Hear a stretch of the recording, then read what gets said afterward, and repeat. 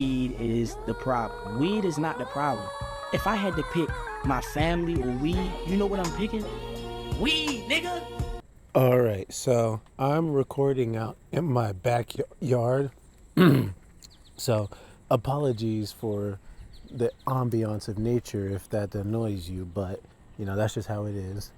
But anywho, any hullabaloo that is, I got to see Christopher Nolan's The Odyssey some time ago now, and well, it's an interesting movie to say the least. It was something. As I usually like to do, my pros of the movie, what did I like? And there was honestly some things that I liked. It was well shot. I think it had some nice scenery, the set pieces and everything looked decent. Um, if someone told me, this is what, ancient Trojans wore or whatever, I'd believe it. I'd be like, Okay, I believe you. but you know, um, and so that's about it. Oh no, no, and I liked the Cyclops scene when they were in the cave. The Cyclops looked amazing. It looked wonderful. It looked like the realistic. What would a Cyclops monster look like in our real world? I was like, I was looking like the rest of them when I saw. I was looking like Matt Damon and the rest of his men when the Cyclops came in. I too was like, oh shit, and so that was really cool. When they poked its eye out, and that got me. That made me jump really good right there. I loved that scene as well. The cry of pain was wonderful, and I loved when Matt Damon shot it in the eye and pissed it off and started the chase scene. And his boy, the Indian dude, Ulysses, I think, he was like, "Why did you do that?" That was hilarious. I loved that. I thought it was completely valid that Cyclops had it coming. Um, Another pro for the movie, I liked what is it? Cersei, kind of, sort of. A little complicated there. But I liked the body horror aspect of Cersei. I liked the scene where she was feeding the men from Matt Damon's crew, and they were kind of going crazy, just eating and eating. And so they were clearly on something. And she was like pulling their hair off and like morphing their face, like the body horror, and like you could hear like the bones cracking as she was shaping them. I was like, ugh, ugh. But I liked that though. You don't see that every day, so that was really fun. But other than that, I gotta say that's about all I have when it comes to the pros for the movie, unfortunately. Now, here comes my rant, my criticisms, my disappointment, and my grievance for this movie. Okay? So, the first thing you got to understand about this movie, this is not the Odyssey made by Homer, adapted by Christopher Nolan. This is the Odyssey translated. Well, he picked an adaptation of the Odyssey from Homer, and this version of it, Christopher Nolan adapted into his own version from the book that he picked. Okay, and so even from the book, according to the author of the translation that he picked, she didn't even like it. Okay, she kind of slandered the movie as well. So if that doesn't tell you something about this movie, but back to me, okay. Um, Although I'm gonna probably use some of her points, I'll probably even just play what she said, and then piggyback off of her, or just end it out. But it's kind of like a hero movie without the hero, okay? Because from one thing that I hear, so it's jarring, okay? I'll start with that, okay? It's jarring if you don't know the Odyssey, if you haven't read it since high school like I have. It's a little jarring, and it's jarring if you have recently read it or if it's just in your mind and you know how the story goes. It's jarring in both aspects, and that's ultimately what leads to my disappointment and grievances. Um, it feels like it's trying to be a story and that it wants to be a story, but it's deliberately choosing not to be a story. Again, it's really shot really well and all of that good stuff. The music is there, I guess. But other than that, it's air condition turned on, I guess. Other than that, it's lacking. Okay, it lacks. Okay, it doesn't have the mythical, fantastical elements that you would find in the actual Odyssey. It doesn't. Okay, I'm just gonna be honest. It has no use of the gods who to drive the plot and the narrative forward. No interference of the gods in any true kind of way. And honestly, Matt Damon's character, he's supposed to be Odysseus, but I'm calling him Matt Damon specifically because he doesn't make me feel Odysseus. None of the characters really make me feel like they're the characters they're supposed to be. I don't buy Tom Holland as Telemachus. I don't buy Anne Hathaway as Penelope. And I most definitely don't buy Matt Damon as Odysseus. And until I figured out that it was Matt Damon who was playing Odysseus, my only opinion of this movie was whoever's playing Odysseus needs to have all their money taken away because they can't act for their life. So like he was just really bland, really stale, and just kind of seemed like he didn't even believe in the gods. Okay, he seemed like his character was trying to be like an atheist when all the other dudes of his crew believe in the gods. It was kind of funny. And like again, the gods the god that quote unquote does appear isn't really, used very well. Not at all like the Odyssey by Hummer. And so that's again why I say this movie is very jarring and very disappointing. And ultimately that's what makes it ass. And like not ass in the terms of it's bad, but more like ass in terms of it's mid, which I would arguably say is way worse.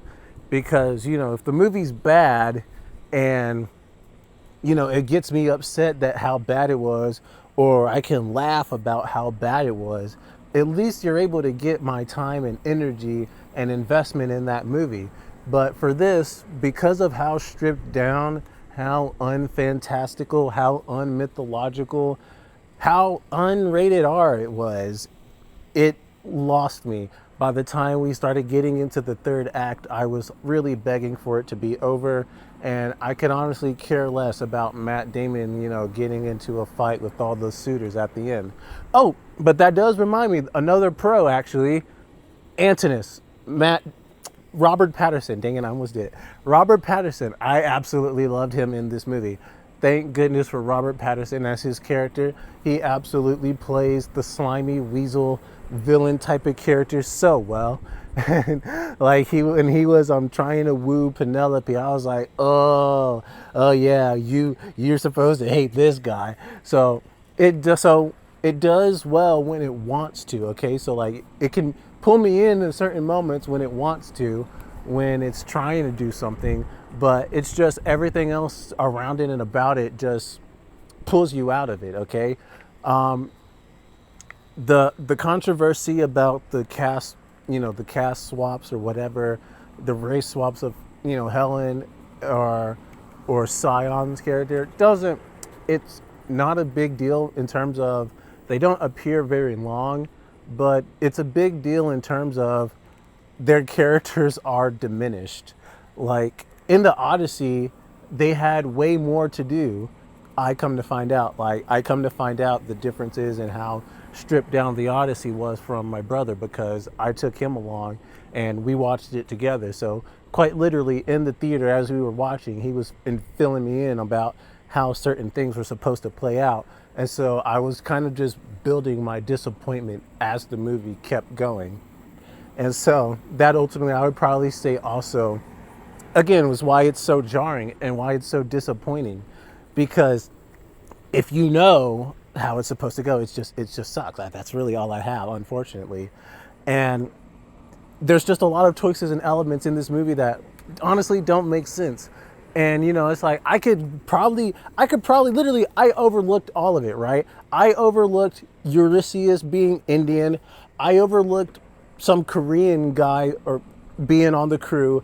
I overlooked Again, Eurystheus, the Indian dude, talking about we're Greeks from Ithaca, right? I could overlook it all. I could suspend my disbelief to believe Helen of Troy is a beautiful black woman, okay? I could suspend my disbelief and I could accept that. I could accept Elliot Page's character for whatever they were using them for, right? I could. I feel like because I'm literally that average normie, right? I'm literally the one who can turn my brain off and just consume product and be good for a while, right? So I'm like, I can do all that. I can accept whatever you feed me pretty well, I'd like to say. But it's just the movie doesn't have anything else to keep you pulled in though.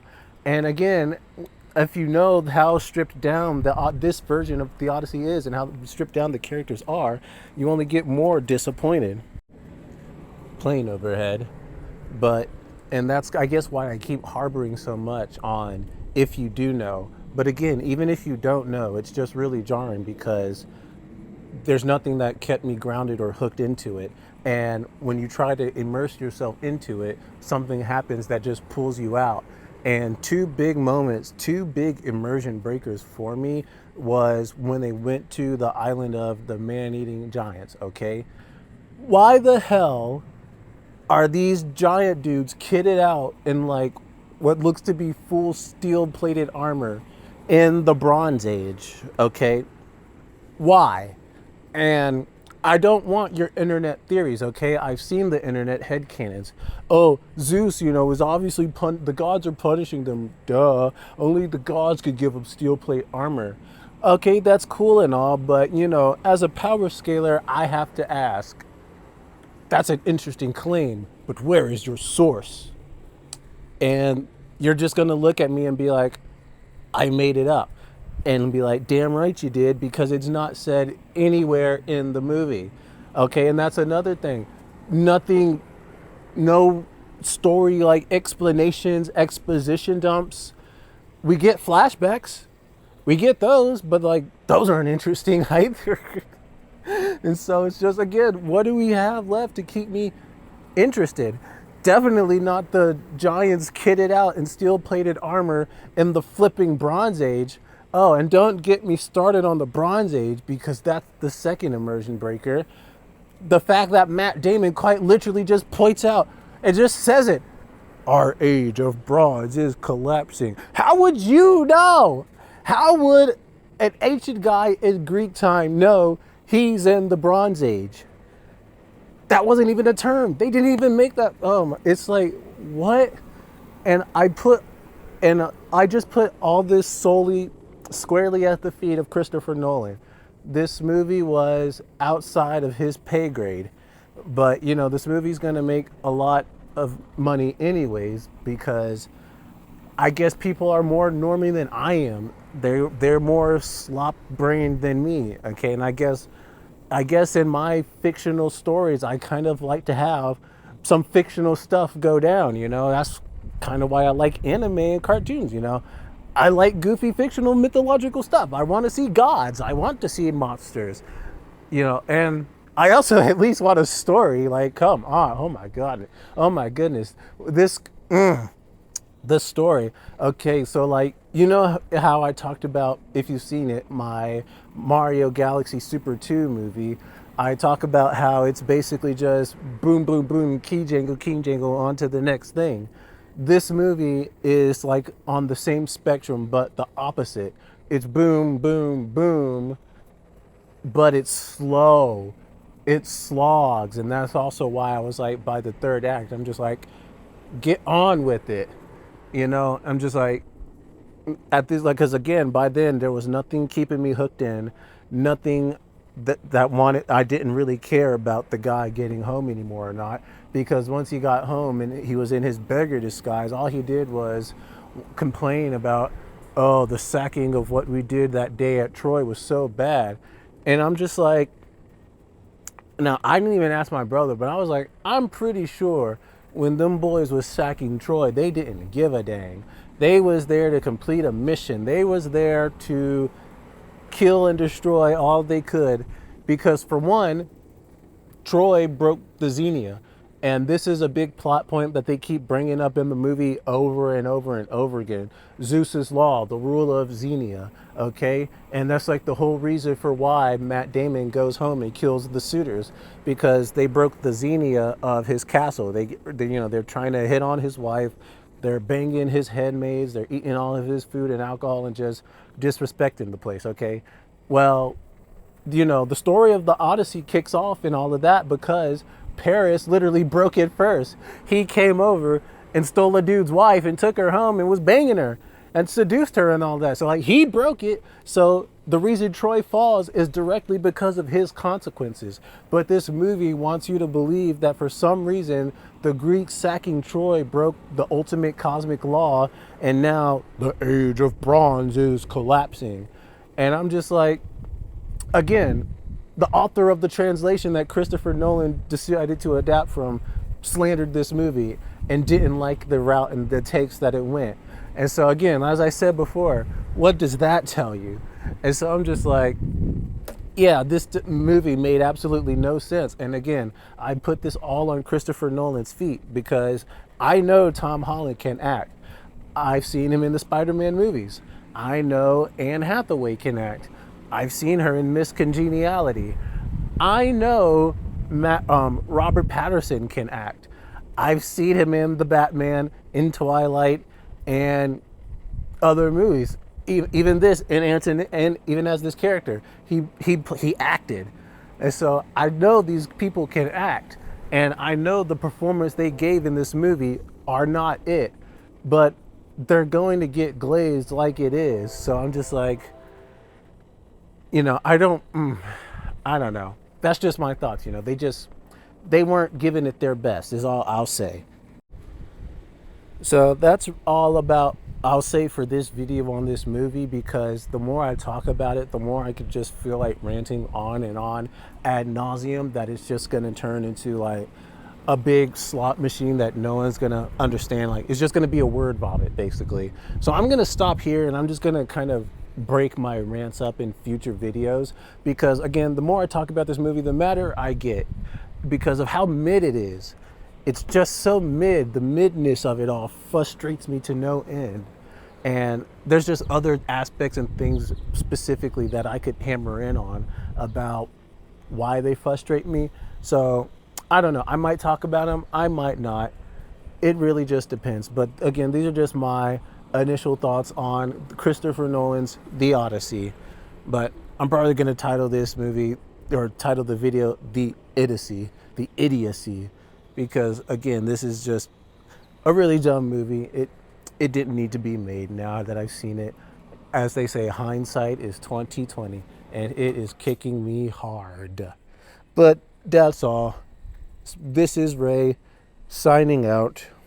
I'm not sure if I see it as an entirely anti-war film, but it certainly presents us with an Odysseus who feels very bad about certain things that he's done in war and is struggling to process them in a very, I would say, very modern psychiatrized way. And he's struggling to process them and needs drugs to do so for help with his recovery. Right. And he seems to feel bad about being a warrior, and we never actually get to see him doing much warrioring, which I thought in a way was a bit of a shame. I mean, we do get to see the boat, which is lovely, but I think in some ways, I mean, I was realizing, thinking about the film, there's a tolerance for ambiguity in the world of the Odyssey, which I don't think there exactly is in the world of Hollywood blockbuster action films. Right. And I think that's one of the big challenges for Nolan, right? Yeah. Is that he has to make the protagonist a likable all-American hero, Right. which is a real challenge if you're basing this on a poem where the hero is not necessarily motivated by romantic love or being a nice suburban parent, but actually he wants glory, and he wants to get spoils from the sack of a city, which is, you'll see what Nolan does with all of that, but it's different things from what Homer does. Right. I kept looking in vain for a sense that this was a film about glory. I think it's a film that has some interest in shame, but I don't think it has any interest in glory.